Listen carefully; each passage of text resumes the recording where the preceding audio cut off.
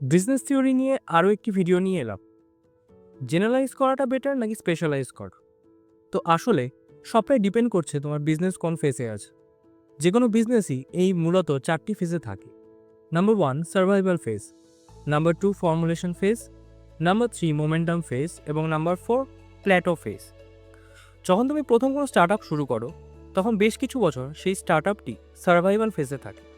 তো এই ফেজে বেশি ক্যাপিটাল থাকে না, ভালো টিম থাকে না, এক্সপার্ট অ্যাডভাইজার্স থাকে না, মেন্টর থাকে না। তো এই ফেজে আমাদের একমাত্র চেষ্টা হয় স্টার্টআপটিকে বাঁচিয়ে রাখা, যাতে ক্যাশ বার্ন হতে হতে পুরোপুরি শেষ না হয়ে যায়। এবার এই ফেজে যদি কেউ ভাবে জেনারেলাইজ করবে, অর্থাৎ অনেক রকমের ভিন্ন ভিন্ন প্রোডাক্টস একই সাথে সেল করবে, সেটা পসিবল নয়। আর তাই এই সময় স্পেশালাইজ করাটা জরুরি হয়ে ওঠে।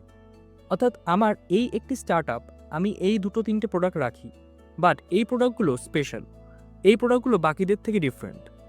আসলে কাস্টমারকে কিছু কারণ দিতে হবে। যে কোনো কাস্টমারই যখনই কিছু কেনে তখন ভাবে যে এই প্রোডাক্টটি স্পেশালভাবে কোথায় পাওয়া যাবে, মার্কেটে এক্সপার্ট কারা আছে, এরপর সেখান থেকে চুজ করে। তো যাই হোক, এবার কিছু এক্সাম্পল দেওয়া যাক।